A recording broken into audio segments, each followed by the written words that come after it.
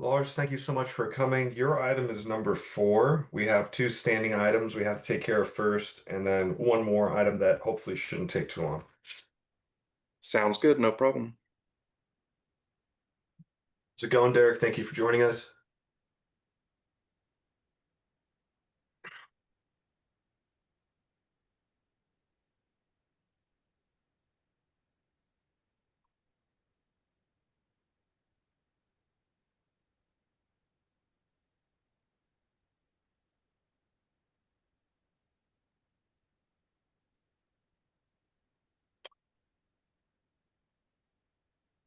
All right, Mr. Secretary, do we have enough to get started?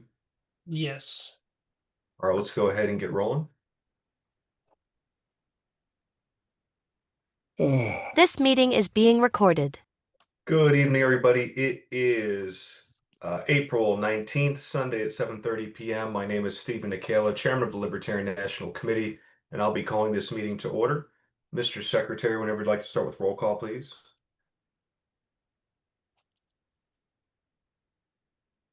Mr. Bowler. Mr. Bowler. Mr. Boss. There's Mr. Bowler entering the room now. Mr. Boss. Actually,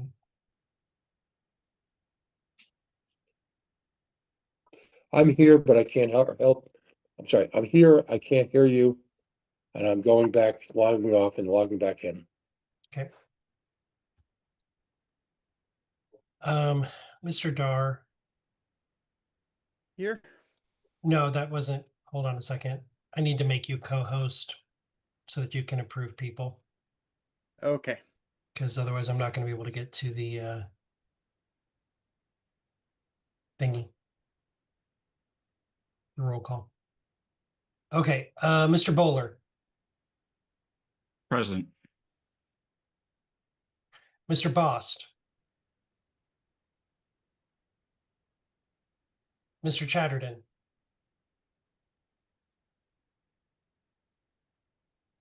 Mr. Chatterton. Present. Can you hear me? Now I can. Thank you.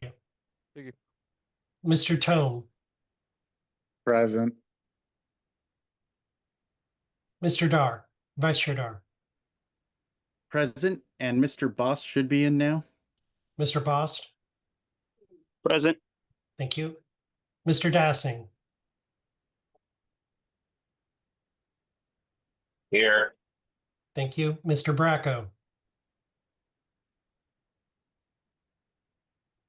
Mr. Bracco. Mr. Ford.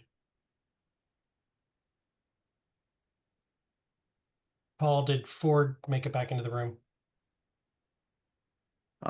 He has not come back. Mr. Weir. Here.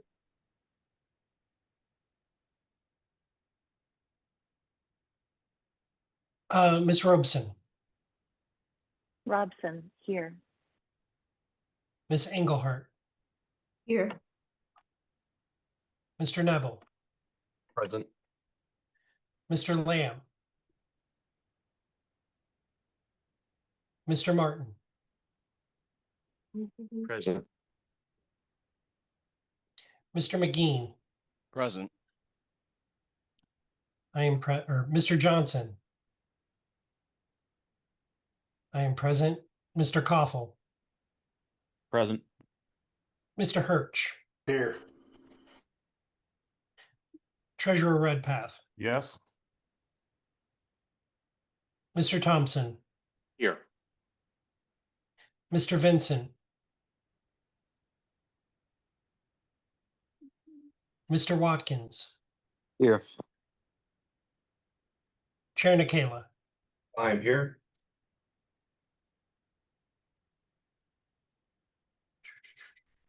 Mr. Chair. Let's see. Did Mr. Ford make it back into the room? Mr. Ford? I am not seeing him yet. Okay. Mr. Chair, we have 16 voting members.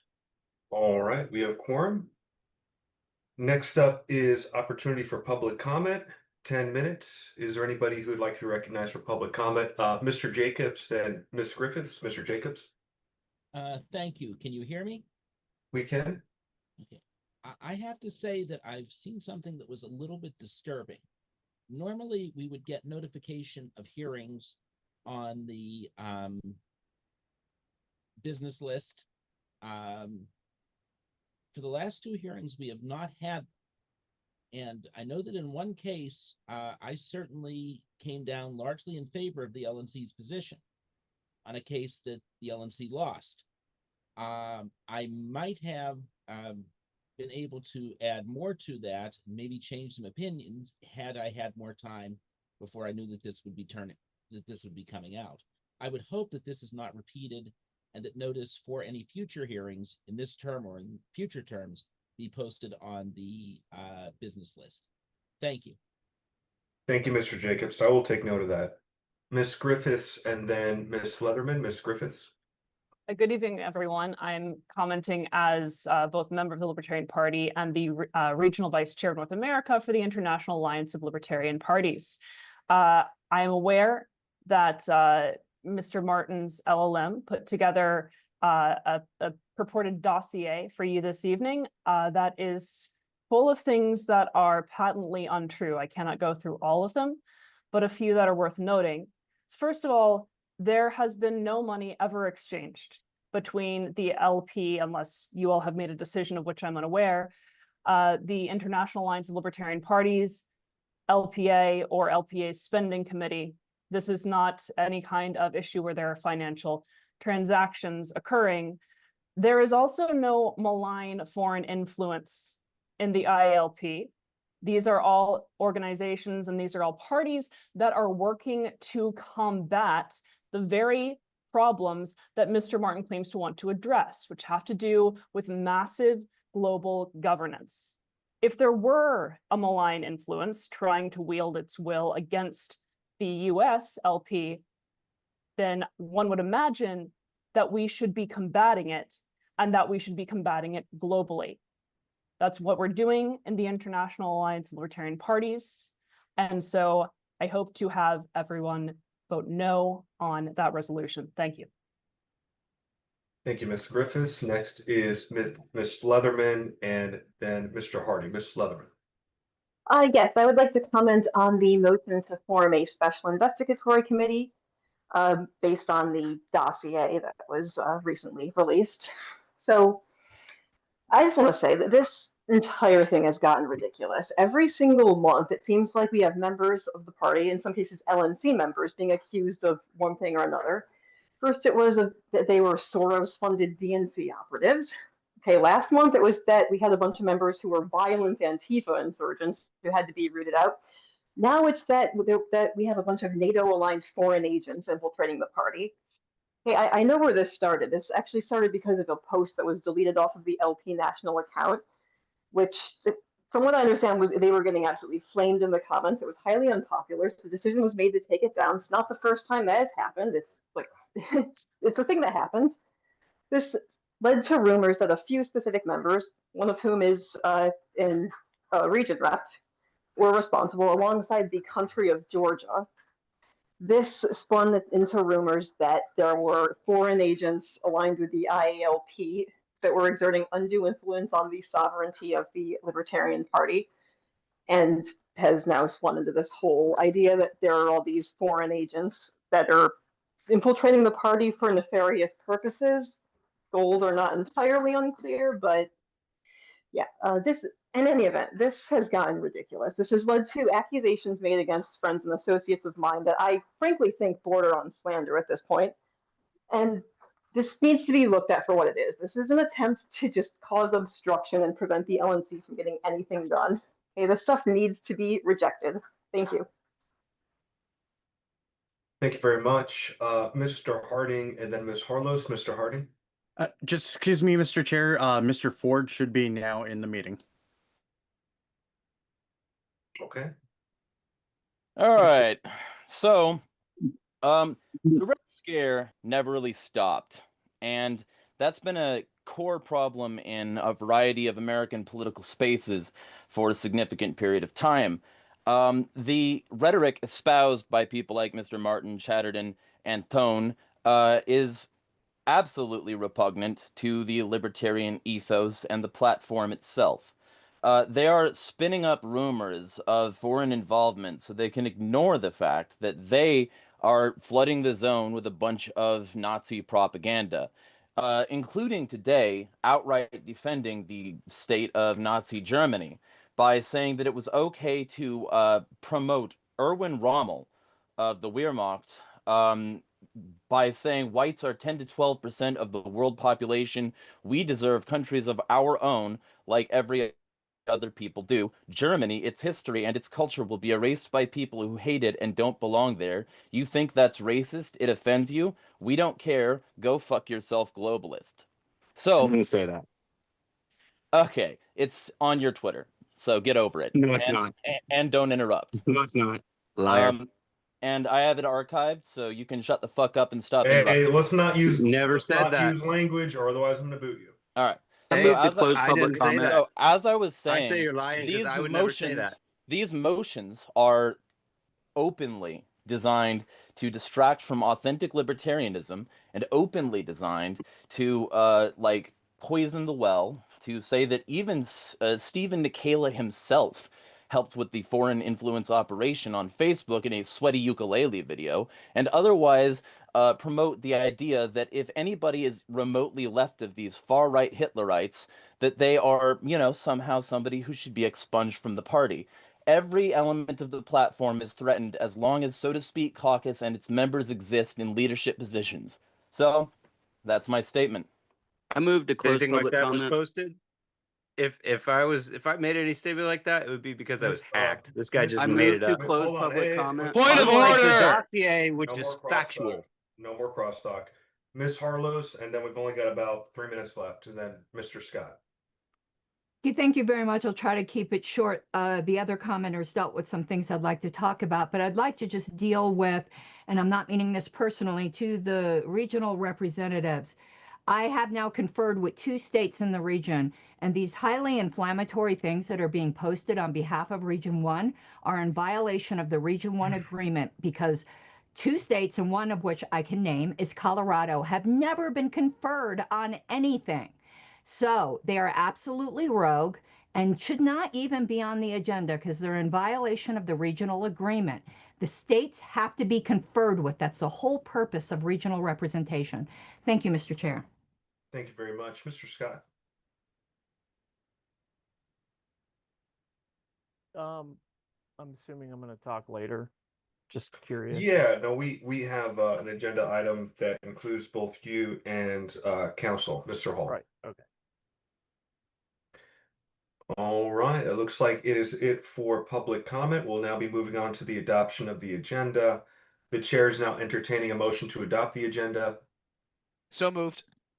Is there a second? Second. Any discussion? Going once, going twice, going 3 times.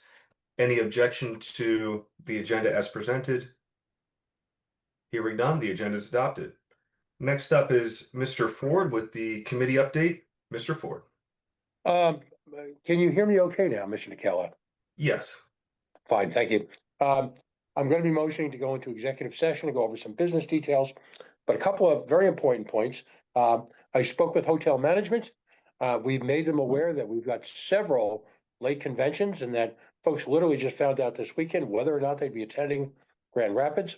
So the date has been extended, I was saying, to April 28th in order for you to choose your hotel rooms. I will say that please, if you're going, do this quickly. It's sort of hammer time. And I'll repeat, and I say this with love, because this affects me personally as well, that most of the hotels are not asking for a deposit. So if you know you're going, you're been elected as a delegate, please make your reservation and you'll be able to make your financial arrangements when you get there. There are a variety of marvelous speakers coming. You'll see we're finally nailing down all the travel arrangements, who's coming and when. Almost all of the speakers that you see on that board will be engaged in a breakout session. And that includes people like Ammon Bundy, and that includes Ford Fisher, and it's going to be amazing. We need your support. So we're hoping you'll sign up for packages. We hoping you'll sign up for events. Gonna be a lot going on that weekend.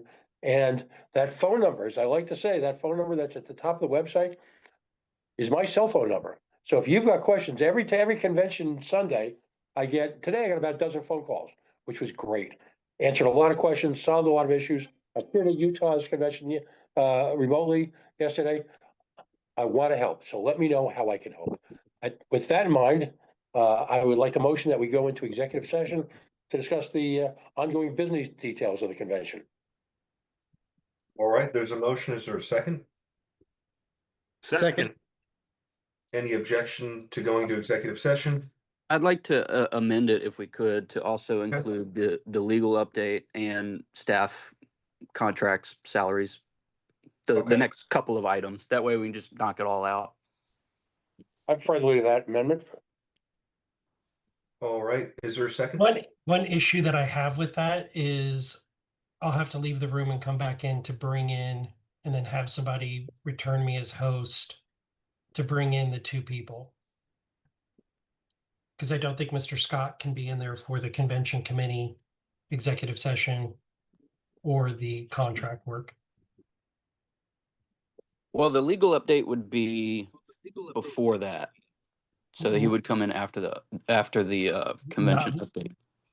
The convention committee is right now, and then Correct. so would you say are you suggesting to move the legal up, have them come in, do that first, and then do the convention committee, remove them from the room, and then yeah, if that makes it easier for you and that's okay with Mr. Ford, we could do that. Is that acceptable, Mr. Chair? That That's we fine. bring the two into the executive session room, handle that business first, and then remove them from the room to do the other two items? Yeah, all right, so we have a motion. Was there a second? Second. All right, we have a motion to take up legal report update with council and executive session with Mr. Scott and Mr. Hall, and stay into executive session for the convention update committee report. Is there any objection to that motion? And the taking up of the employment contract. Oh, and the contract as well. Okay. All right. If there's no objection, going once, going twice, going 3 times, sold. Is there any objection to go into executive session? Hearing none, Mr. Secretary would like to prepare the room for us. Yep.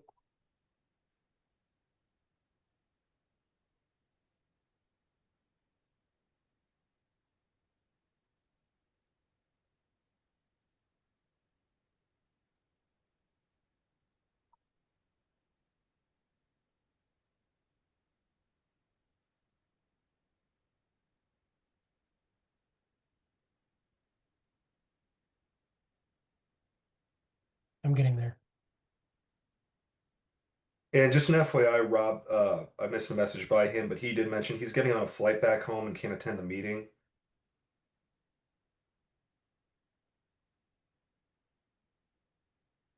I believe I have everybody.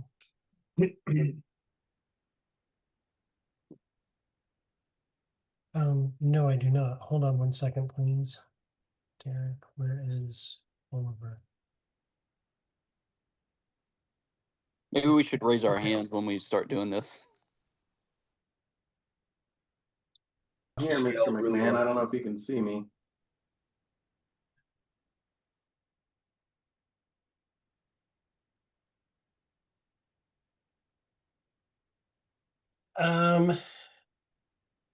Is there? Oops, sorry, Mr. Dessing. Did I add you?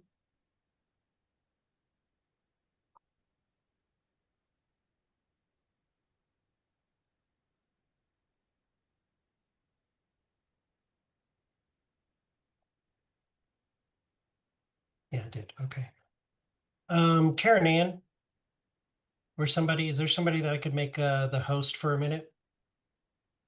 Yeah, you can, Evan. I'm going to be here the whole time. Okay. The recording has stopped. Okay, and then if you can add me to the breakout room. Okay, let me see if I got added as host. Did you do that already? Yeah. Okay, let me see. Let me just find you on here. Can the chat be turned on? Assigned to, Hey, you have it as room 1? I think so. Okay. Karen Ann, I don't see the link for myself. Oh, yep. I actually, can you add Mr. Bost? Okay.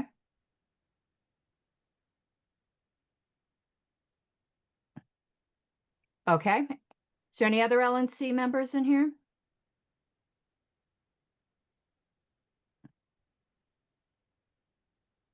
Nope, it looks like they're all gone.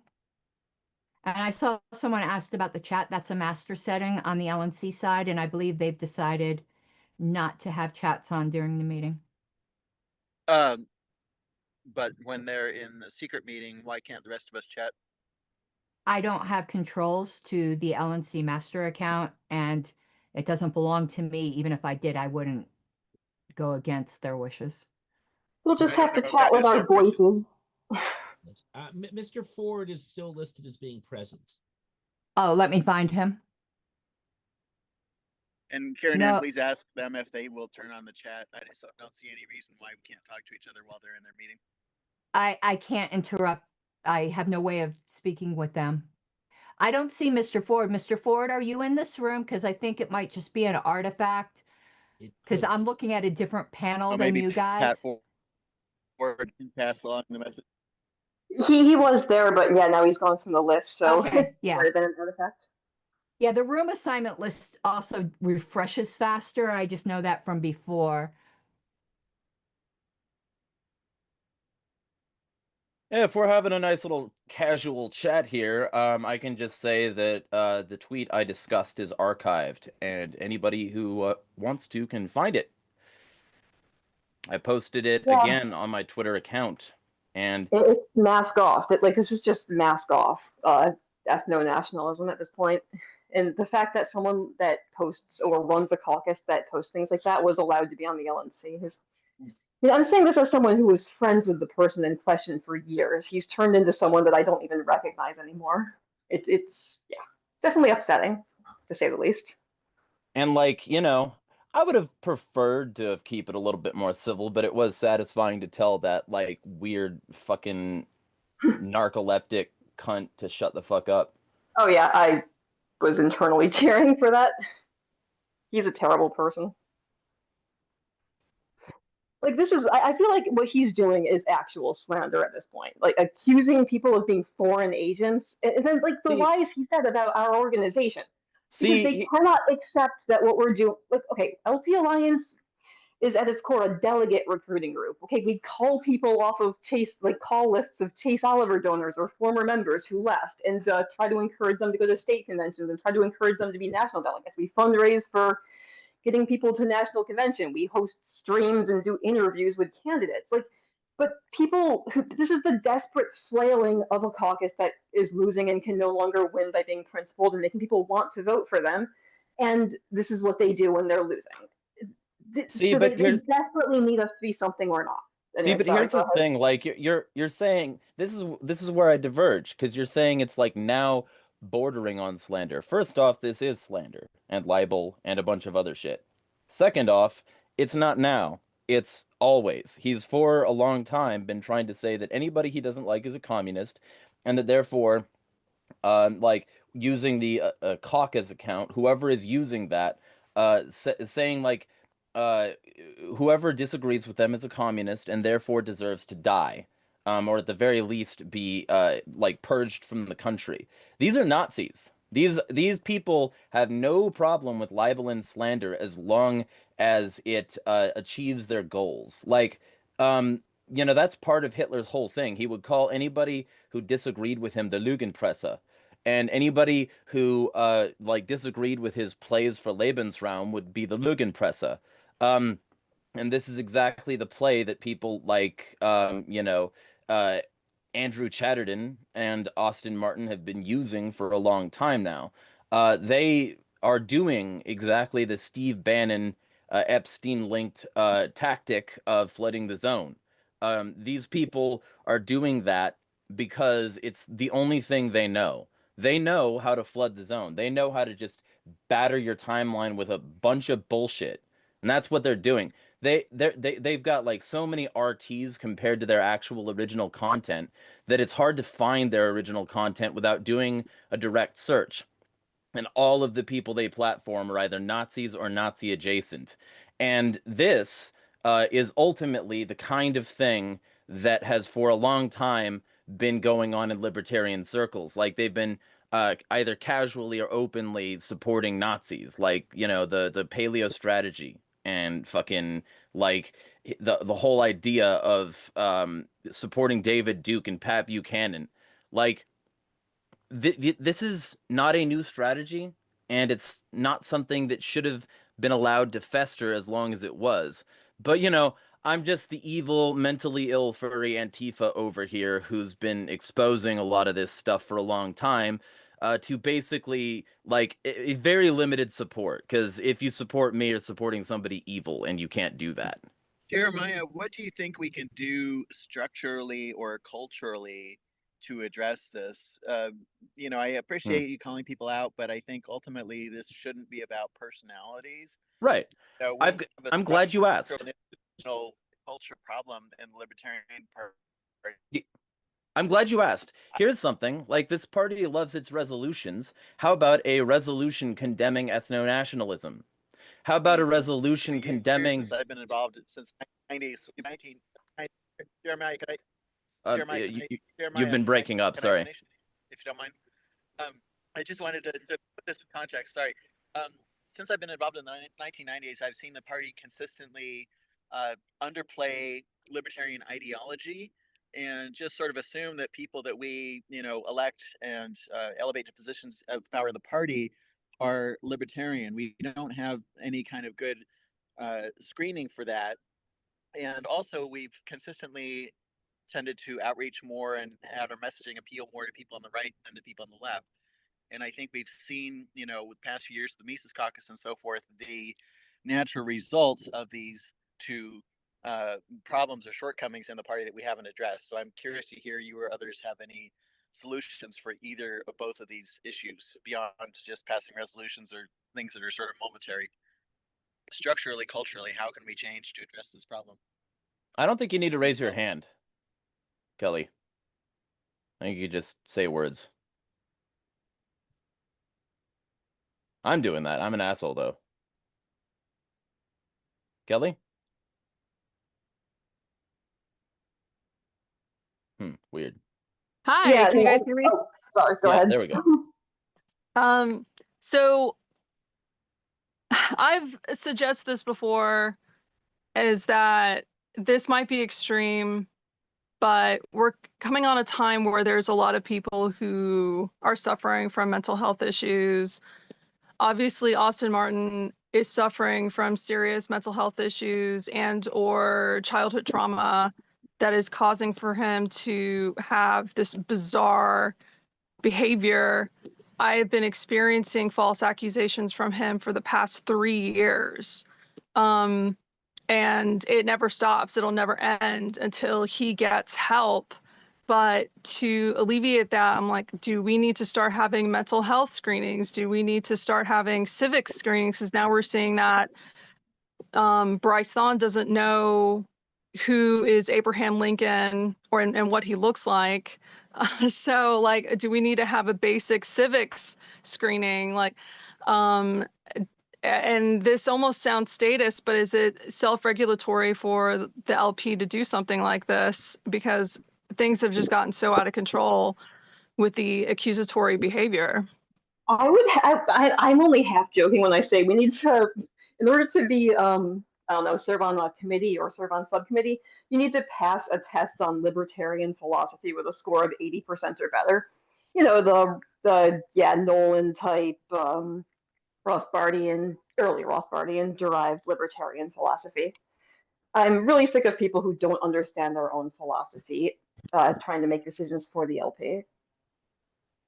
See, and here's the thing, like, for structural change, there needs to be platform planks against, you know, like open sorts of like ethno-nationalism, open sorts of theocratic fascism, things like that. There needs to be actual requirements that you oppose those things, We're on because it.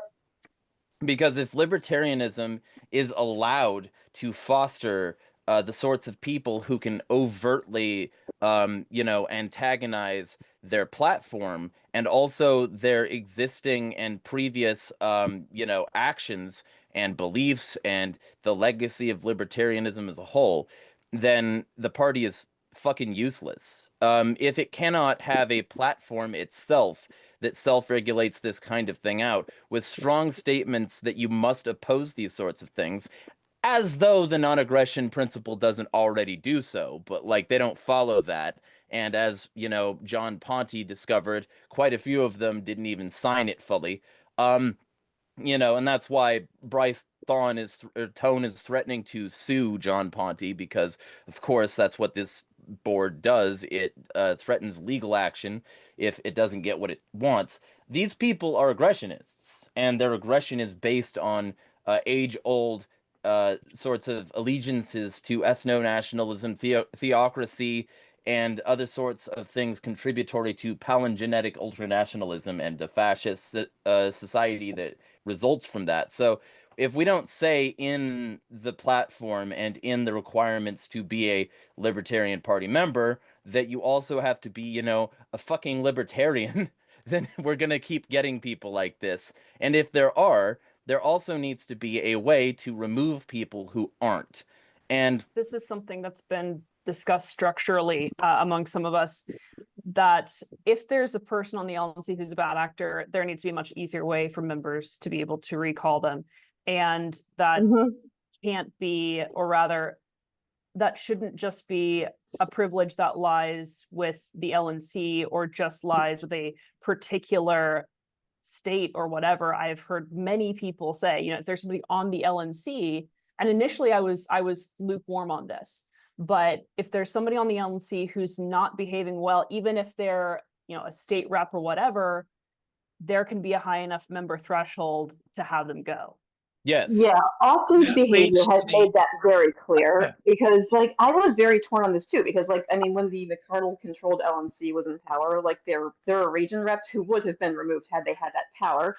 However, when there's someone who's straight up, he has straight up said that he's bringing NAP violations, quote unquote, or he's going to bring NAP violations against members who disagree with him. When someone is straight up threatening members of the party they're supposed to be representing, yeah, there needs to be a way to remove people like that.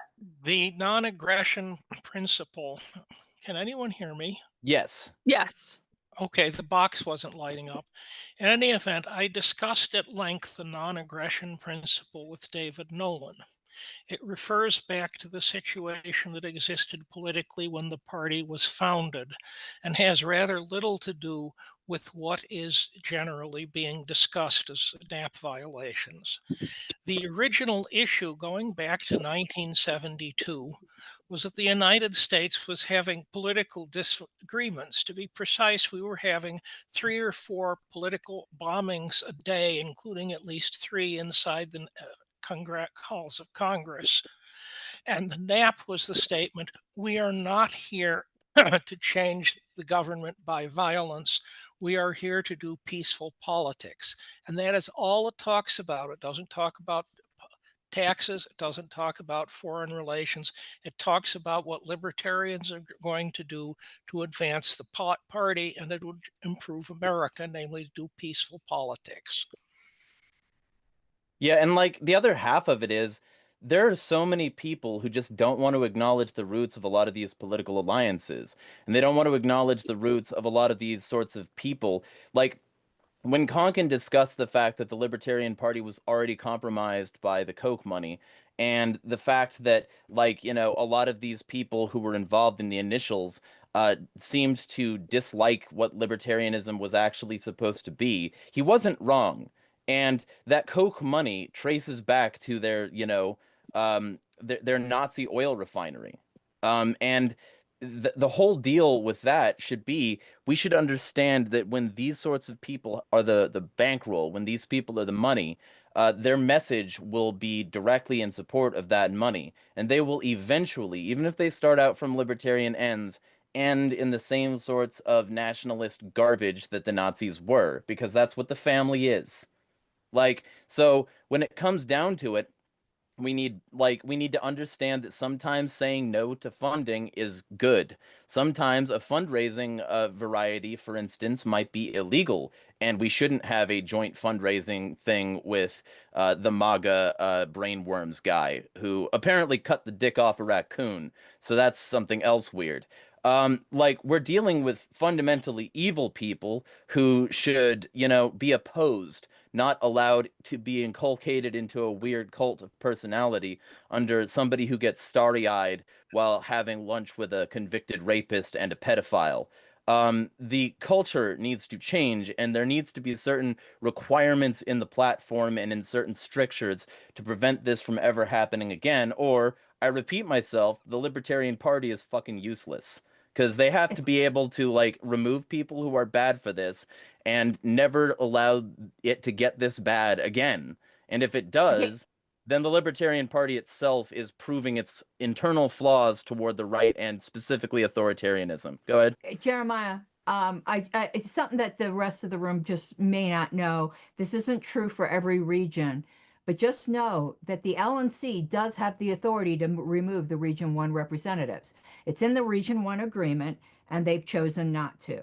So their hands are not tied when it comes to Region 1. So just that's something for all of my embarrassments with Region 1, the super region, which I've owned up to and apologized up and down for, the one good thing I did was write in that regional agreement, and I think it should be in every regional agreement to protect the LNC, that the LNC does have the same removal authority. It's a legal liability not to have that, as we're seeing, because I do think that's slander. But I also wanted to correct one thing, or supplement, because George Phillies is correct about what David Nolan said, but I want to supplement that to say that the non-aggression, the pledge, I don't want to call it the pledge, but the same wording of the pledge is currently in the platform.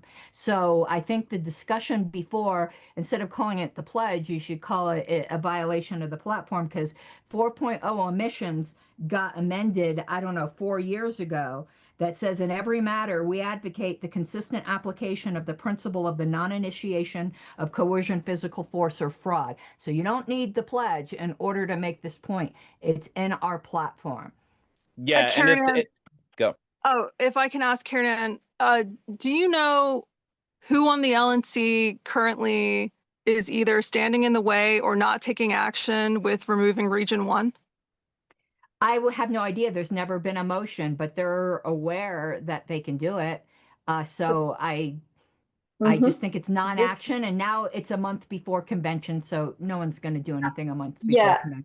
I have brought this up. I've brought this up with Paul Dar and a couple of the region reps multiple times, and they keep saying they either don't have the votes to do it, or it's too close to convention, or like my point was like even if they don't have the votes, just get people on the record leaving bad actors on like this. Like the fact that they're not even trying is, in my opinion, kind of ridiculous.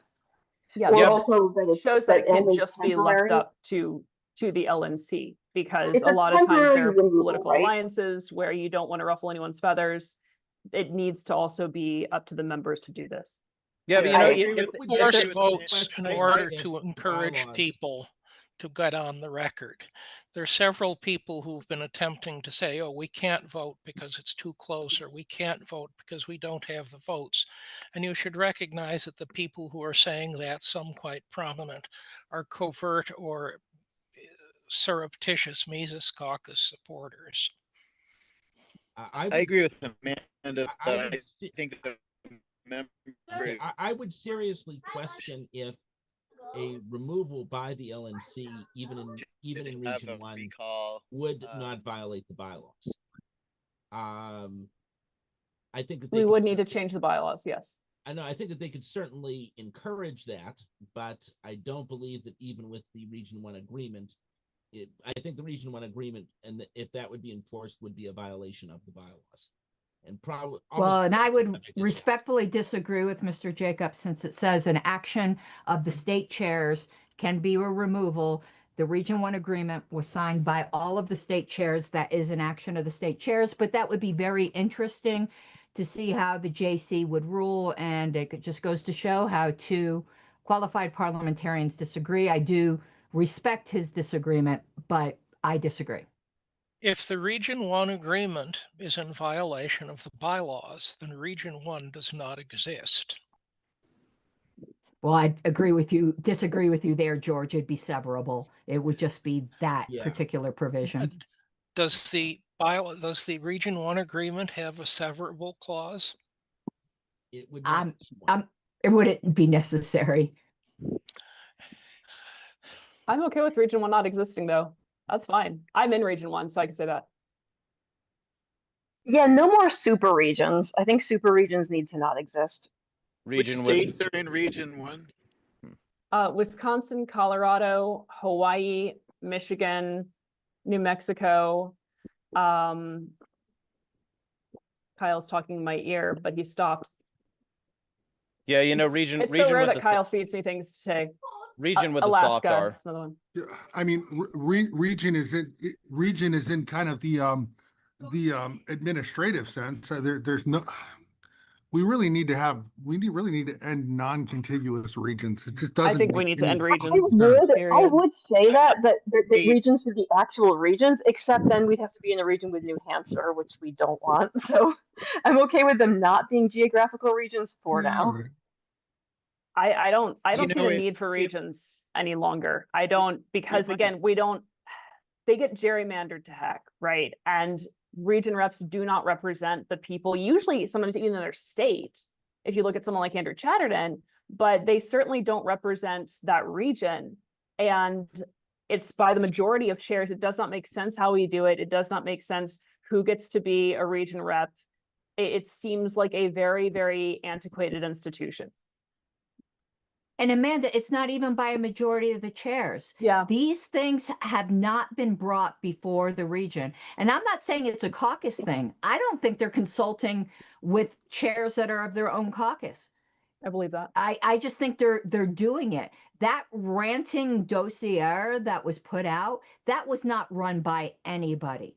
And well, it said confidential, so technically he leaked it. He's a leaker. He leaked his own we should dossier. make a big deal of that. Yeah, that was like couldn't even bother to edit what his LLM came out with. And here's the other half of it. Like, you know, the thing is, okay, first off, if their hands are tied, I'm not going to kink shame. But what we should understand is that, like, that doesn't matter. It wouldn't matter if their hands were tied, because the rest of the parties aren't. And if the party is going to allow this sort of thing to happen without forming a significant cultural pushback, I have them on record. I read the tweet, and Austin got visibly agitated and started to interrupt me because I was reading what their caucus says. If we all actually used, and I keep on saying it like this because I've got, you know, I'm bitter about it, and I'm definitely a petty motherfucker.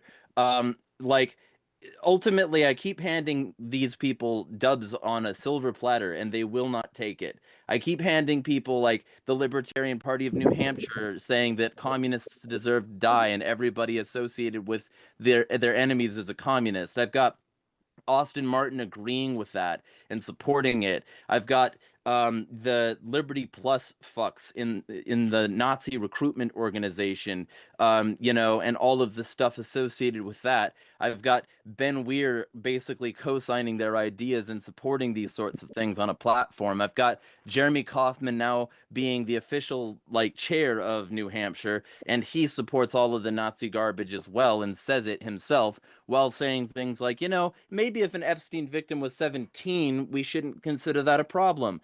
You know, I keep giving people all these dubs, and the latest dub is that the So to Speak caucus is on record defending the government of Nazi Germany.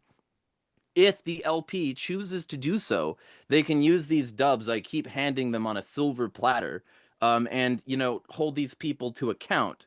But if they don't, then it doesn't matter what's on the platform. It doesn't matter who says what. It doesn't matter where things are.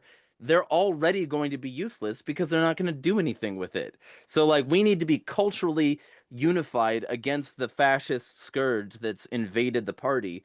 in order to say that, you know, the enemy is communism and globalism, while endorsing people who wanted it to spread imperialism and hatred and death and destruction and cleansing for Lebensraum, literally with imperial armies to do so, literally supporting Rommel, who was a colonizer of North Africa for Germany. This is the mentality that they claim that they don't like. They claim that they don't want people encroaching on other countries. And then when it's their guys doing it, it's suddenly based.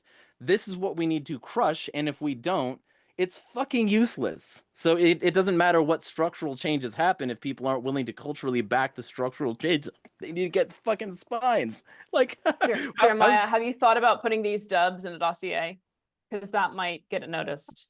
you know, I'm actually building something right now, but it's going to be an article for Liberty Centuries that I guess can be PDF'd and turned into a dossier to send to Stephen Nikela for him to do nothing with. Yeah, send it to the LMC. But you have to appear on camera looking all sweaty and You know, I've got some grease in my hair. I think that probably qualifies. ranting about how there's all these infiltrators in the party. So yeah, that's my. I've been ranting Jeremiah, I have and a raving question against for this you. for a long time. Go for it. Go for it. So like I see your post about so to speak caucus, and that's what you were referencing before. Austin's claim was that you know, that he's not the one that posted it. Do you have the evidence to show where he is part of so to speak? Oh, I have quite a bit that leads to that. And one of the primary notions that leads to that is the sheer amount of times that they retweet him and say the exact same shit. If he's not involved in the caucus, then if they choose to sue me over whatever, you know, claims here I made, then the discovery will certainly show that. Okay. Wait, is this about Austin being in the so to speak caucus? Because Bryce told me he was. Yeah. Yeah, he is. Even better. Okay, cool. Yeah, see, I might be a cunt, but I'm a knowledgeable cunt. Yeah, like I don't think he actually posts for the account or anything, but I know that he's in the Discord that they have. And like either way, like you know, if I was wrong about Austin specifically doing that, I'm not wrong about Tone and his caucus directly supporting these sorts of things and being supported by these sorts of people. This is a cultural clique, so I was not trying to like take shots at the work there. I was trying to see if Sure, because we've got people who are asking here if there's proof on it, and so I was just trying to put that together to show folks. So thank you. yeah, there should be plenty. And again, you know, I hope anyone who wants to sue me sues me because the discoveries will be funny. Oh, he's been threatening to sue me for the past 3 years, over and over and over. But he doesn't have money for an attorney. He lives off of public assistance. My other concern is that we're electing people at national convention who are safe or have personalities that are avoid being disagreeable. And there's room for that, as far as you don't want someone that is just perpetually contrary and they're almost impossible to work with. And that is a stereotype of libertarians, but it's the pendulum swung too far in the other direction, where you have people that are too agreeable, that don't have a spine, that don't make a motion to remove Region 1, that don't hold Austin Martin accountable, that are, I mean, I just see like an LNC right now that's full of enablers. And it's just like, what do we do about that at national convention if the national delegates continue electing people who are just too soft? Kelly, do I strike you as agreeable? Am I an agreeable No, person? Am I soft? You I have a quick strike me as being balanced.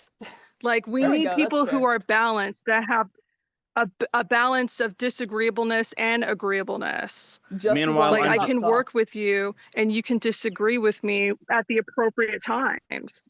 Meanwhile, I'm just unbalanced. So I don't know. Does anyone have any input on that? Having Well, attended every national convention since 1998, up through 2018. I've missed the last few. I'm getting a bit old. I would suggest the first thing you need is a better set of officers. We have not had a good set of officers in quite some time, in my opinion. But I see people coming back. Hi, people. So the meeting must have ended. Or at Oh, least no, the it's just me. executive said. No, it's just me because I was only part of the executive. Patrick, you seem to be here again. Okay, That- maybe they did. That Patrick must- Ford has been here the whole time. I don't know if it's an artifact or if it's Pat Ford's second computer. It Or- belongs in a museum. There you go. Okay, well, I as have I a was saying, quick question though. Well, I guess after George. you need to replace the current set of officers, all 4 of them. You need someone for treasurer who's going to be vigorous at pointing out what the financial situation is and where we are going. You need a secretary that posts minutes. You need Hey, a George, chair. you miss me yet? You miss me yet, George?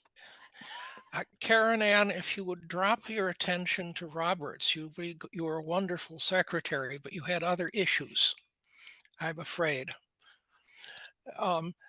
And then you also need a good set of at-larges.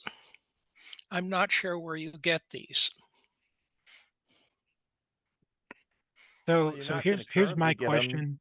Here's my question really quick to go back one person. I think somebody said that some people on the LNC should disaffiliate Region 1. Under what authority did they have that? I mean, the LNC can disaffiliate individual affiliates, but not an entire region. That's not what was said, Nathan. I'm the one who said it, so I hope you'll let me correct that. The Region 1 agreement I wish I had it in front of me. I'm going to give it to you almost verbatim, but forgive me if it's slightly off.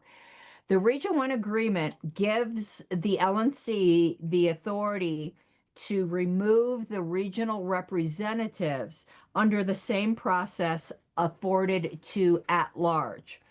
Without opportunity for JC review, the region can then, if they disagree with the LNC, simply reappoint the same people. The region is untouched. This only has to do with representatives that are engaging in gross misconduct, because it would be the same standard, which is a pretty high bar, but it would not dissolve the region. The LNC has no authority to dissolve a region. And so the say they ended up removing a rep. You said that the affiliates within the region could reappoint, so effectively nothing would change. And they could reappoint, but hopefully they would take that seriously. So the reappointment is their recourse other than a JC appeal. I mean, here's the thing, right?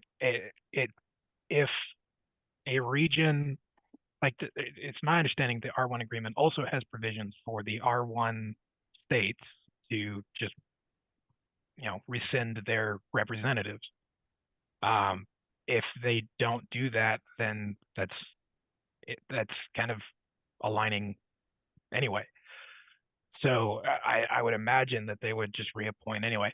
Now, I'm not saying that I agree with Austin or Andrew or whatever, but I heavily dislike when affiliate decisions are made by somebody who's not the affiliate, and that I think really you just need a better contract, right? I know in previous versions of the Region 1 agreement, it took a unanimous consent of all the chairs of the region to basically get rid of somebody out of the region. I disagree with that. I think that should be not part of the agreement. And yeah, it would just be a majority vote of the chairs or whatever process within each affiliate to the Nathan, chair. can I push back on that a little bit? Sorry, go ahead.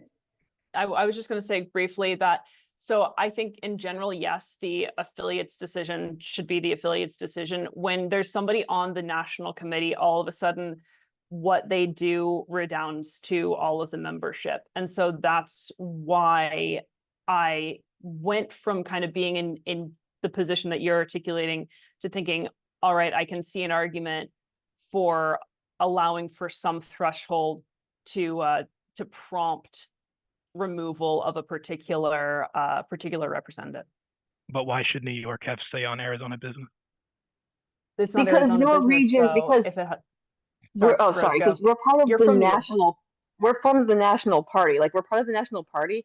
If another region can't get their rep under control and they're causing constant disruption on the LNC and preventing anything else from getting done, it becomes everyone else's problem. Like, I think there's a point at which, like, if you can't get your region rep under control and do something about a region rep that's engaging in, like, gross misconduct, like, yeah, the rest of the party should be able to take action against it. I actually think, like, We're this all is a here problem, tonight like, because of insane ramblings from a single person right, who is trying to say that like the and the entire person half the who's party is this bullshit. right. Like Well, we're and the all being person attacked. and the I for person he's for serving one, as a useful idiot too. Like the threshold needs to be high because obviously, yeah, you don't want an LNC that can just arbitrarily remove people for disagreeing. It needs to be gross misconduct, like, for example, slandering or threatening other members, which he has done both of those things at this point. I keep going back to camels and noses and tents.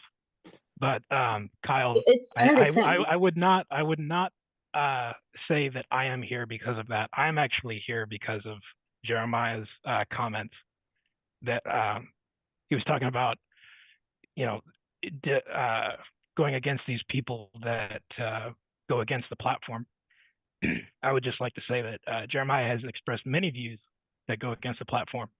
So, but he's also not on the LNC. Doesn't have to be. Statement was made generally. Let me turn on my evil lighting. I'm a villain now. Nazis, Please Oh, tell me, shit, no, I'm tell me, scared. because I'm not even part of the caucus that everybody always tries to put me into a caucus that I'm not even a part of and haven't ever mentioned, but I'm always called a Nazi because maybe I lean a little bit right on a couple of things and left on other Have things. I called you a Nazi? No, I've been called a Nazi by a lot of people, man. Okay, so Nathan, it gets frustrating what when statements people say have I made? Nazi. It just shuts us down, and it shuts me down from like taking your side because I see what you guys are talking about. Like He's defending totally... Rommel. You're not a real libertarian until you're called a Nazi and a communist and a liberal and a fascist and a anarchist on the same day. Nathan, I'm begging you, brother. Tell me what I say that's against the platform. Do it. There are way too many to count. But ooh, so you're not even going to count one of them? The cop out, man. Come on. Hey, come on. I can go and search your Twitter, dude.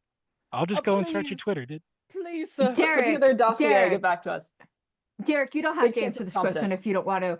Derek and I are friends. Everyone knows that I've been very open about that, no matter who that might get mad. But you don't have to answer this question. And you don't have to agree with my characterization of the dossier as being crazy, batshit rambling. Did Austin run that by you as a Region 1 chair? No. Okay, I didn't think so. So yeah, so this isn't even a caucus thing. It's not a caucus thing. I think it was posted on the Discord. I'm not sure. Let me check. But like, I don't think he ran it by anyone. It was written by an LLM directly or anything. I don't think he read it. Like, I don't think Austin Martin read it. You heard how he couldn't read the SIC report because he only had like 4 days. Like, it's the same deal. He didn't have time to read it. He also poor boy, his lips got tired. He also probably had 4 minutes of sleep. Look at him; he's held together by crystals. Plus, just about Region 1, the agreement says that it needs to be sent to the state chairs by email, not by Discord, not by Signal. We did it by email because some people don't do Signals, some people don't do Discord. Right. So yeah, no, you're right. It wasn't email. He did post it on Discord, but you're right. Like, how is not everybody checks it? So I do see you did post it on Discord. This are you talking about this Euro influence dossier? Yeah. He I posted it haven't to even the read it yet, so he okay. posted it to the public business list too. So Kelly- Nathan, when you find the first thing, please bring it up. I'd love to address that here. Let's do that. Kelly Maybe we need raised to do an a proper interesting issue. debate stream. What is? Go ahead, George. Namely, people get chosen at LNC at national conventions, and this leads to difficulties because sometimes the choices aren't so great. When I was state chair of Massachusetts, we had a flat rule for a fair number of years. Massachusetts will only join a region if the region membership is fixed in advance, and if the representative is chosen in advance with agreement of each of the state committees in the region. And if we did not have that, we would not join the region. And we didn't join a region at least once because other people didn't want to cooperate. That was their problem. And this might help regions, namely, the region agreements must be presented to the secretary in advance of the gavel coming down at the start of the national convention, including a specification of regional representatives. The other thing that we did, which was we did not require a majority vote to remove a regional representative. We required a majority vote of the entire region to retain, if it's sort of a vote of confidence. I'm wondering. I'm much more amenable to that. Can you all hear me? Mm-hmm. I'm wondering if we really need a region-based system, if we might be better off with an ideology-based system for representation on the LNC, like the 10 largest caucuses by membership each get a representative or something like that. I'm curious to hear people's thoughts on that. I'm wary about discarding federalism, but at the same time, I think members should have more control, over who sits on the LNC and the ability to remove people, as Amanda was saying, and not just based on regions or just the LNC itself having the power to remove people, but the membership at large. But I'm also not wanting to disrupt federalism. That idea, yeah, Star Child. And by the way, I know that I owe you a call about ILP as well. Thank you. But yes, but yeah, I've thought about that, and a lot of people have suggested similar things. If I'm being perfectly honest, I'm not sure about the delegates' appetite for something like that, and partly because people don't always fit neatly into caucuses, and you would still want those folks to be represented and feel that sense of representation. That said, there have been several members who've been talking with some of us in LP Alliance about the changes that they want to see on the LNC structurally and in the party structurally. And so we have managed to put together our own bylaws rewrite that we'd love to send to you. And actually anyone can see it. It's open source, it's on Google Doc. We're still getting input on it. It's still being modified a little bit, but it has many of the changes that we're talking about in terms of how things are structured. It does do away with a region-based system. It does go more state representative. And because of that, because we're literally in a meeting that's taking forever, probably because a lot of people like to talk. So if you expand the LNC, you risk that as well. It also changes a little bit the way that meetings work, the way that people can be appointed or removed, or rather elected or removed, that sort of thing. And also change the convention rules. This was something that is very near and dear to Lars, I believe, to allow all of the party past a seasoning point to be able to vote for the nominees for president and vice president. So yeah, I'd love to talk about that with folks, with really anyone on this call. Yeah, I think one other idea that's sort of intriguing to me that I haven't really talked much about is that of having, instead of a fixed set of people on the LNC, having it more of a rotational thing. So you don't get the problem of people in leadership feeling apart from the membership. Like, they're this special body and they can only, talk to other insiders. and things like the anti-participation stuff we see even on this meeting of them not opening the chat, for example. I think having, you know, an LNC where, you know, the people, 20 people meeting this month are not the same as the 20 people meeting next month. It may sound chaotic. Maybe there's good reasons not to. I'm interested in hearing those, but I think it might also make the leadership more inclusive, more bottom up. I have Avoid it all some set of up the different now. personality conflicts that develop on a committee I was over watching the time. car. Wait, People. hold on one sec. Sorry, it's just a bit confusion here. Doug Nebel, you just entered before I put you into executive session. Can you just get in the mic? I want to make sure it's you. We've had impersonation problems before. Yeah, it's me, Karen Ann. Sorry about that. I'm switching between my computer and phone. Okay, I'll get you into executive session. One moment. Awesome. Okay, Thank go you. back, Star Child.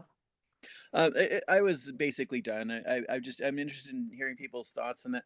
I'm also I don't know if anybody really follows the Green Party. I haven't really looked into that, but they have a different kind of leadership structure where it's a much larger body. You know, that is sort of their national committee. But then there's a subset of that group that is more like our LNC. Yes. Yeah, I'm wondering how that works, or whether we might, you know, do something along those lines that gave us a more bottom-up leadership. That's The something. Greens take the both the Republican and Democrat models. Well, primarily the Republican model, but because the Republicans, they do 2 per state, a state committee man and a state committee woman, and then but the Greens do 3 per state. Okay. One of the Wait, the proposals, Republicans have a sex quota thing? Yes. yes, Yeah. yes, I they did do. not know that. That is fascinating. You know, they're doing that in Rosava, but you know, this is like a left way thing. I'm really honestly shocked to hear the Republicans are doing that. I did not know that.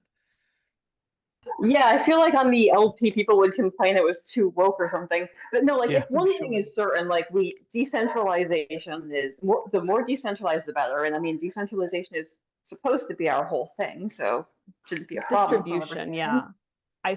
Because it needs to be decentralization with some sense of cohesion, because to push back against something with force or to fight for something with force, there does need to be some concentration of the work. However, that doesn't Perfect. mean Then that you have someone from the regions. top is directing what that's going to look like. So distribution, various nodes of activity and action that are coordinated toward common ends is, you know, that should be what we're trying to structure with that in mind. You just think a described good- regions.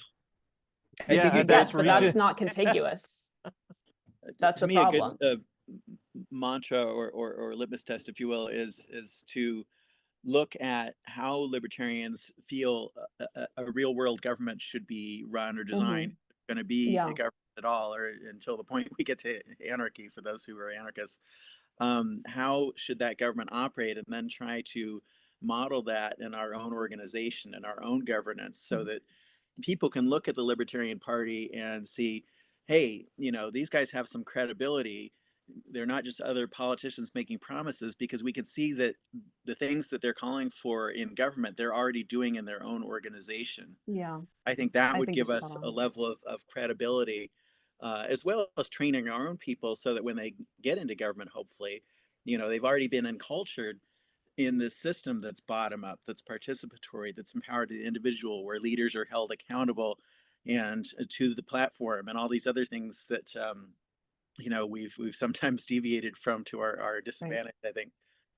But Nathan, that's not all what regions are, because again, that's arbitrary in the first place. It's a state line, but there's no reason necessarily that these states are joined together for any reason apart from contiguousness.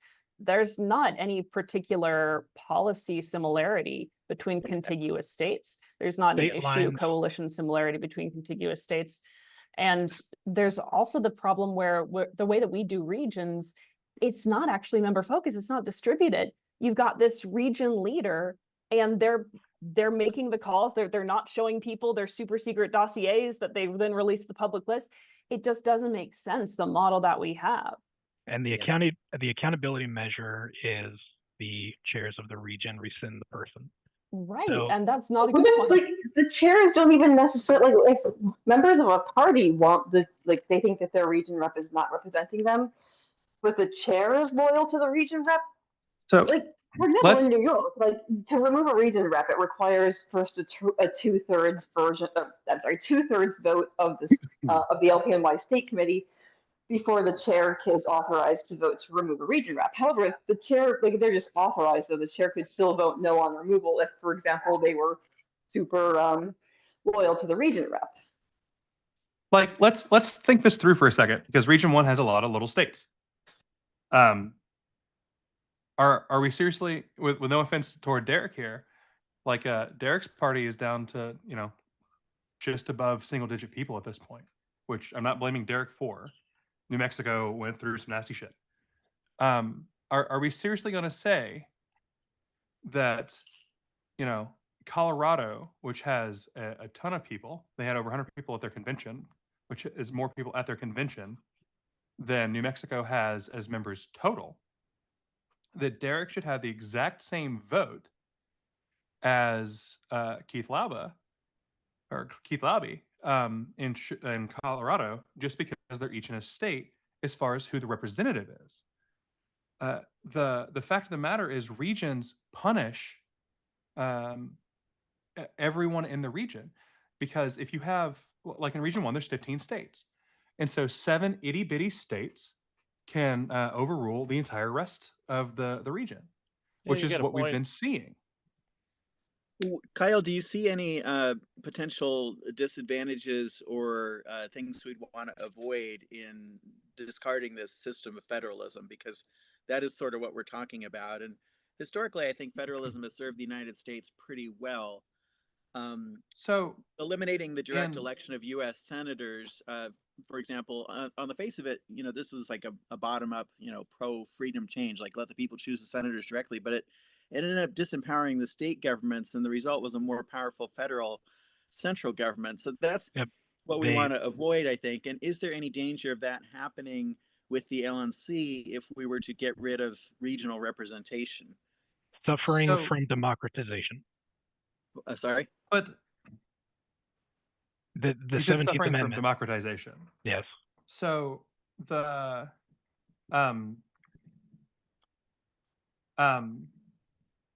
fact is, the way to go around this is sort of the like dual house thing, just like our government uses, right?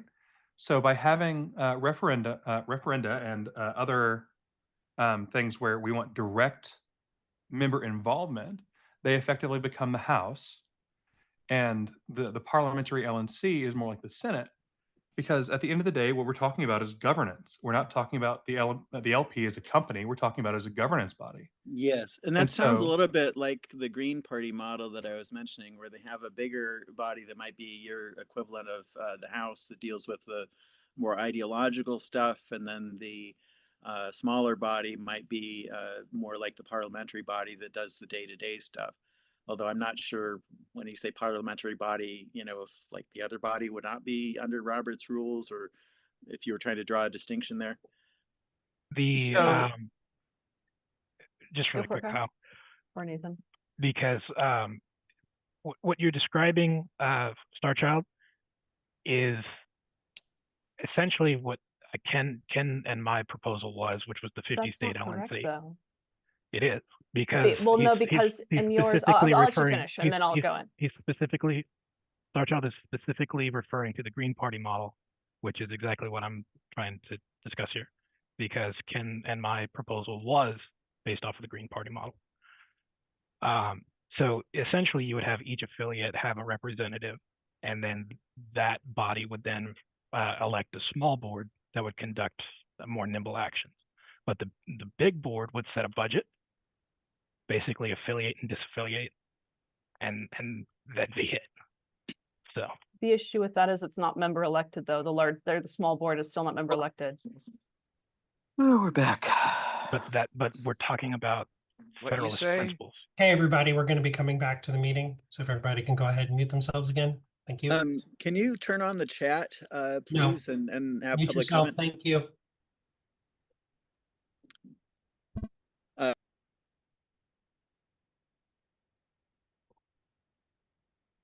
All right. So, Mr. McMahon, is the recording started? This meeting is being recorded. All right. I'm calling this meeting back to order at 8:43 p.m. We'll now be going directly to the ballot, approved Perry Willis Development Director contract. Mr. Secretary, whenever you're ready.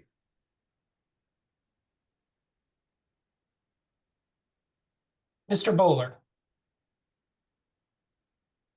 Yes. Mr. Bost, It's out because I know. Yes.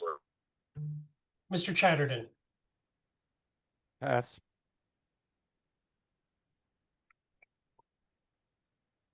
Mr. Dar, Yes. Mr. Dassing, Abstain. Mr. Ford, Yes. Ms. Robson,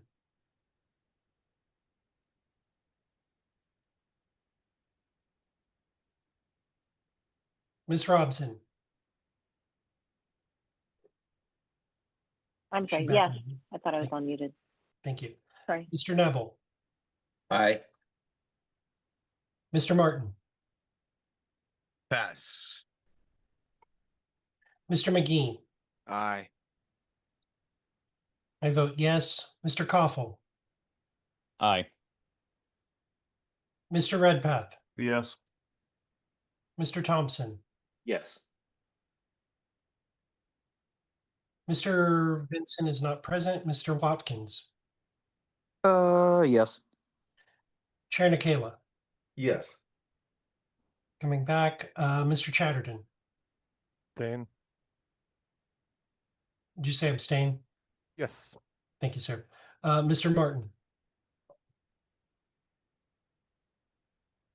Abstain. Mr. Chair, the vote is 13 yes, 0 no, and 3 abstentions. All right. Motion passes. Next up is Mr. Chair, yeah. just a quick question, Mr. Chair. I'm sorry. Point of order. I'd ask you to have Mr. Willis call me this week so that we can plan for the convention to have him take an aggressive role in recruiting perhaps lifetime memberships and other ways, off balance sheet fundraising, if you will. Thank you. Absolutely, yeah. And he will be there, so we will put him to work. All right, next up is Ballots Without Borders presentation by Mr. Mapstead. Mr. Mapstead, thank you so much for being patient. We appreciate your time and willingness to be with us today. Well, thank you so much for having me. Yeah, so I wanted to start out by just kind of telling you how Ballots Without Barriers came about, and that was through my presidential campaign when I was campaigning in Maine and trying to get on the ballot there.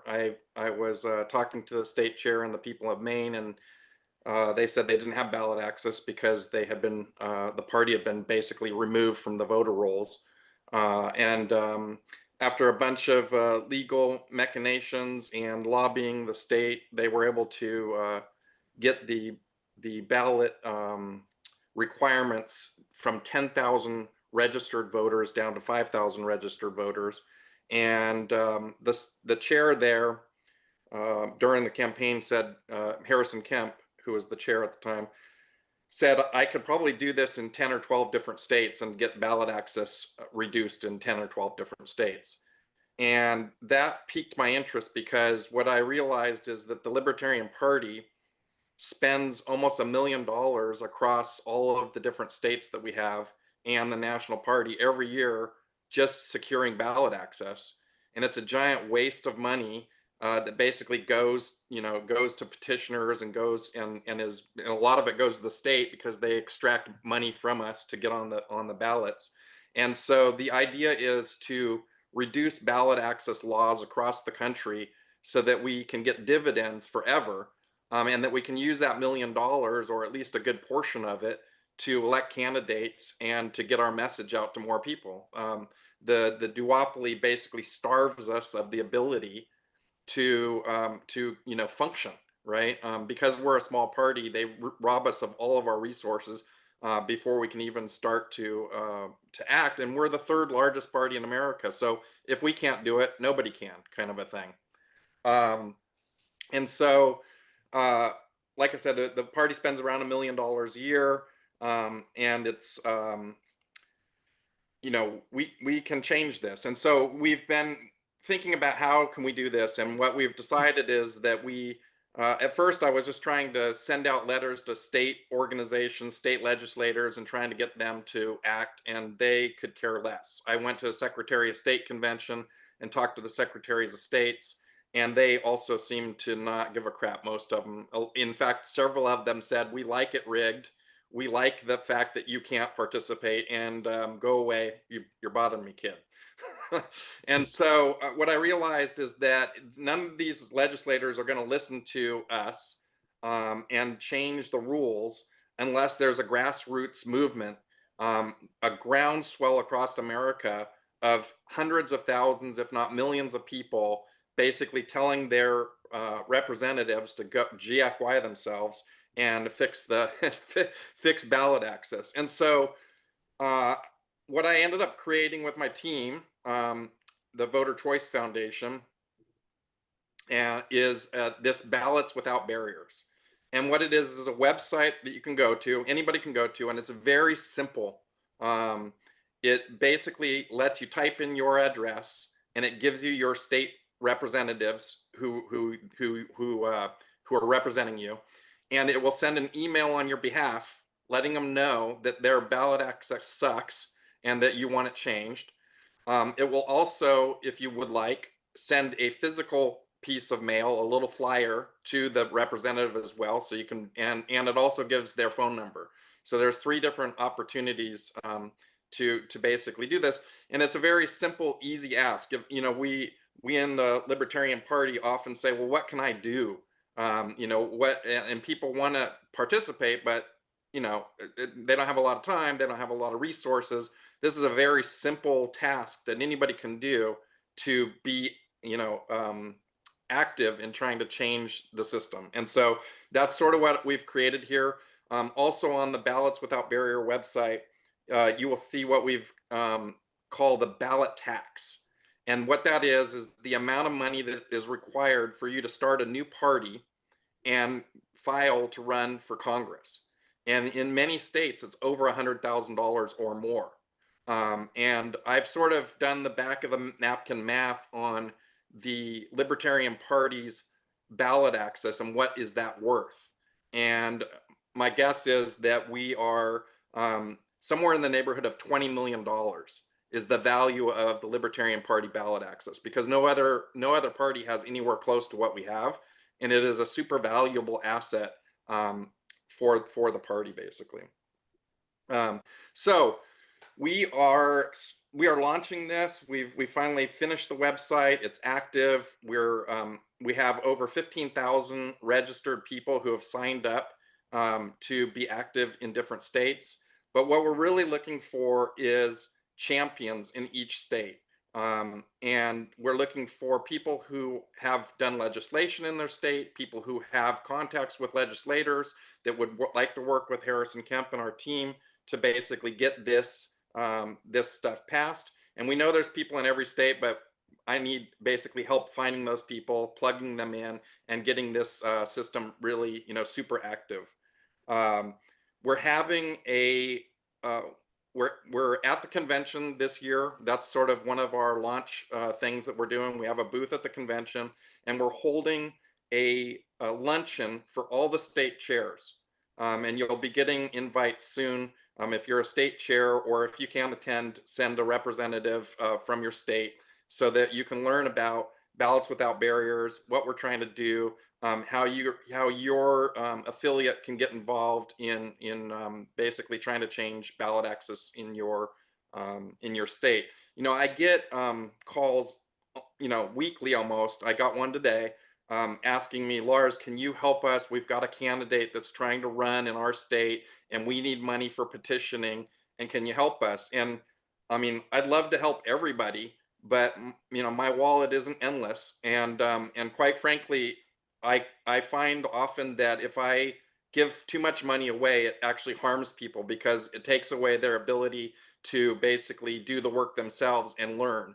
And so, but this system right here, what it will do is it will cut the numbers for all those people so that they don't have to come ask me or anybody else for money, right? It gives them autonomy. It gives them the ability to act for themselves without the state oppressing them miserably.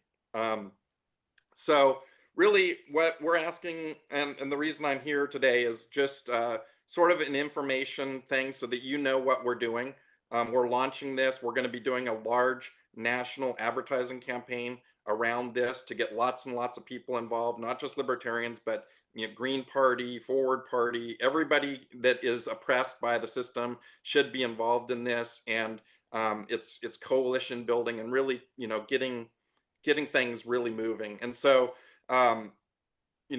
obviously we're asking for you to help us contact the state chairs, because maybe we don't have every single state chair's information or the correct information. So that's one thing that we're asking.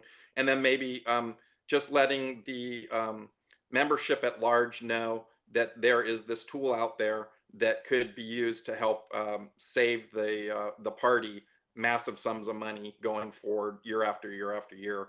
And then I guess one last thing, and then I'll open up for some questions, is we've been working really hard. My team has been working really hard on putting together the most comprehensive ballot access document that's ever basically been made.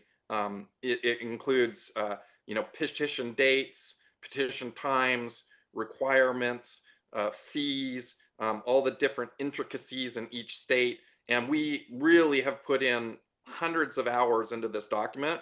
But I'm going to be passing around this document. I'll send it to Stephen and Paul, and then they can get it out to the membership or to the group here. But we'd also love to have the experts who know their state better than anybody else weigh in on our findings, rip it apart, and tell us if we've screwed up anywhere. But we've had Richard Winger looking it over. We've had Bill Redpath looking it over. We've had a number of people like that have done litigation and have worked even in different groups looking it over. And so we'd love some feedback on that. And with that, I'd love to answer any questions that anybody has. Lars, Mr. Chair. No, I think we have 5 more minutes left. I put down 15 minutes. That was I 15. did. I 15? No, when I gave you the 5, I was signaling that was yeah. time. There's 5 minutes left. Yeah, 5 minutes left. But I did want to point out one last thing, is that we have already had quite a bit of success with this organization. We got through onto the floor of the Wyoming State House. The proportional representation was discussed on the floor that came through our group of people, and with the help of Pat Ford, we and Harrison Kemp, we have a bill on the State House floor, I believe, and Pat could probably weigh in on this, for Rhode Island right now. And so our goal is to get 3 states ballots changed before 2028. And then once we have that under our belts and have the system in place, we should be able to just continuously beat down these states. And there's like 25 states that are really bad, and the rest of them are, so-so. I would like to move to extend time for 2 minutes for each speaker that currently has their hands raised. That is an LNC member. That is that is an LNC member, because I know we got to get going. That's fair. Pat? Second. Is there a second? Second. I second. Any objection? Hearing none. Mr. Ford, go ahead.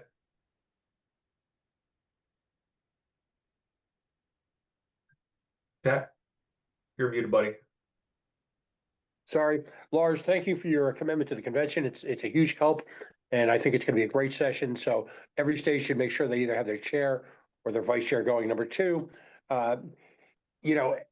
Harrison did an outstanding job just about a month ago in Rhode Island on the floor testifying. Myself, a member, Harrison testified, and it was on the strength of that testimony. I don't even think you know this yet, Lars, but the ACLU has, it's kind of private, but privately weighed in on the notion that they're open to supporting our legislation. We already have the endorsement of the Secretary of State, as long as they finally told us the one or two mechanical things that we need to do in anticipation of the next session to get this to where they potentially give us their endorsement.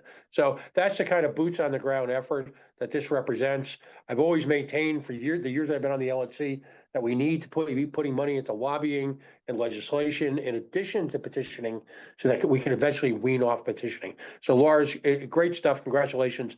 And thanks for your efforts here in Rhode Island. Thank you so much. Paul.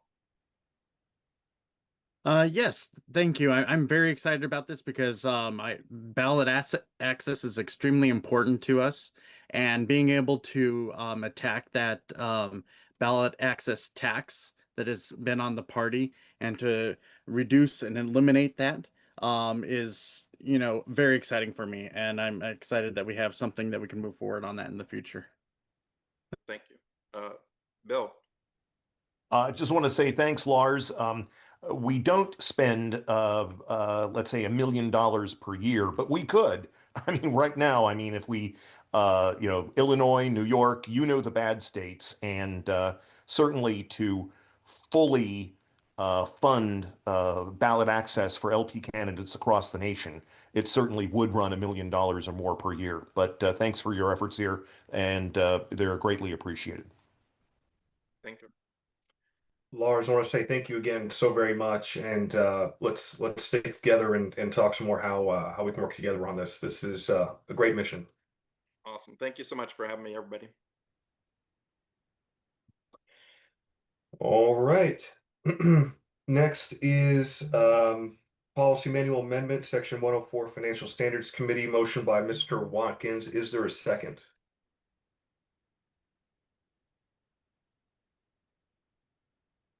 Second. Mr. Watkins, would you like to speak to your motion? Yeah, this is just pretty straightforward. All it does is removes the need for approval by the committee for routine expenses and staff workflows. It keeps the oversight, which I think is probably the most valuable part of that committee. I think it could be consolidated elsewhere, but we are where we are. So this is a very small change, but I think it could alleviate whatever pressure staff may be facing because of it. That's pretty much it. And just so I understand, the language would remove the $600 limit that if staff wants to spend more than $600, they have to get it approved by the FSC, and the FSC would simply be an advisory committee. Correct. And then they would not only just review any proposed new expenses, but also reoccurring expenses, because things change, you can readdress. I don't know if that's what the committee is just kind of doing now in practice, but this just makes it a little bit more clear. Okay. Mr. Thompson? Yeah, I guess I'm not sure what sort of issues staff has had, but would it be possible just to adjust the $600 figure so that staff isn't getting handicapped with it without kind of invalidating the committee? Because without them having veto power, that kind of removes most of the point for their existence, I think. Well, go ahead. Yeah, no, I'm sorry. I was going to say I feel like the committee is something that's time limited, right? Like I don't think the next LNC is going to have as much of a need for it, but considering that we put them in place for a very good reason, I don't feel like this LNC should remove it if we can avoid it. Well, I don't think really it was that necessary. I don't think it would have prevented anything from happening in the past, but I think at least with the oversight there, it at least helps to mitigate that. And if something really is pressing, they could just bring it straight to the attention of the chair, executive director, or the LNC if it's that urgent. The limit, I guess it could be raised, but I think raising that limit may just defeat the purpose of the committee anyway, which that's fine. But I think the oversight itself is good enough. And again, I agree that the next LNC probably won't need it. And having this language, I think, just makes it easier for things to move forward. Mr. McMahon, then Mr. Koffel. Mr. McMahon? I just wanted clarification. In what I received, it says expenditures totaling over 6,000 per year. Is that correct? Correct. Okay, so I just wanted to make sure, because I wasn't sure if I just used the language that was already there. It was 600.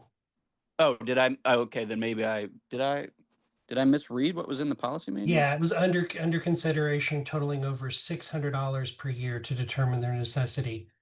And you've got it as the FSC shall be informed of and review existing and proposed expenditures totaling Okay, that was 6,000 per year. that was just a typo on my part. My apologies. Okay, Yeah.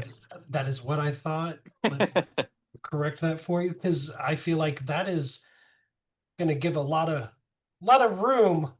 Yeah. for things. All right, thank you. I've corrected it. Yep. Mr. Koffel and Mr. Chatterton. Mr. Koffel?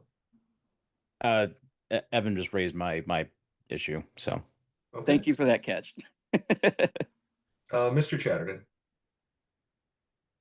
So yes, I would I think echo the need for this change. I think this puts an undue burden on staff. If matters are identified by the FSC, there should be ample means to raise those concerns and have them stopped if they are problematic. And furthermore, I think that while I believe this committee probably never should have existed, and I think most of these matters should have been inherently the duty of the treasurer, the committee does exist, and if we don't have something on the table to get rid of it, that this is the next best thing, and I think it can provide valuable benefit in terms of monitoring and bringing attention to any potential issues with our spending for as long as it exists. Mr. McNabb? No, I actually want to talk. Sorry. I kind of agree. I don't know that this committee should have ever existed. As a matter of fact, I do believe before I was on the LNC at the Michigan meeting with this was proposed, I spoke out kind of against it, but it does exist. I agree that maybe it should stay the way it is, and the next LNC maybe should look at whether or not this is a good function, if there's a better mechanism or something else, but maybe we should just leave it for the next LNC to decide. All right, barring any other discussion, we'll go ahead to a vote. Mr. Secretary, whenever you're ready. Okay, Mr. Bowler, No. Mr. Bost,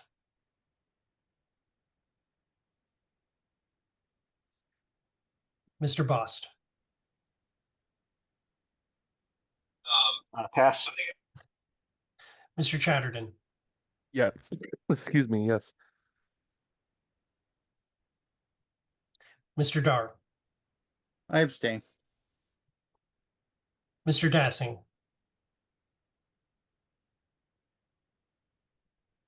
Yes. Mr. Ford, Yes. Ms. Robson, Pass. Mr. Neville, Nay. Mr. Martin, I think I'll vote yes. Mr. McGee. Nay. I'm going to pass. Mr. Koffel, No. Mr. Redpath, Mr. Thompson, No. Mr. Vincent's not here. Mr. Watkins, Yes. Chair Nikela. I'll vote last. Okay. Mr. Bost, Yes. Ms. Robson. No. I couldn't hear you. No. I'm going to vote no. Chair Nikela. I'll abstain. Mr. Chair, the vote is 6 yes, 7 no, 3 abstentions. Motion fails. All right, next up on the agenda is accept Rachel Nelson resignation from IELP Awards Committee. I'll be passing the gavel off to Mr. Vice Chair Dar. Mr. Nikela, let me see. First hand up, I see to be well, did you wish to speak to your motion, Mr. Nikela? Yes. Is there a second? Is there a second? I'll second. All right. Thank you. I'll speak to my motion.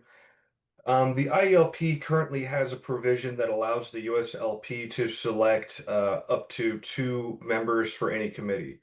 Right now, there is no mechanism for the LNC to choose a member for any of these committees. I did choose Miss Rachel Nelson as awards committee. She did resign. Their bylaws require us to accept their resignation.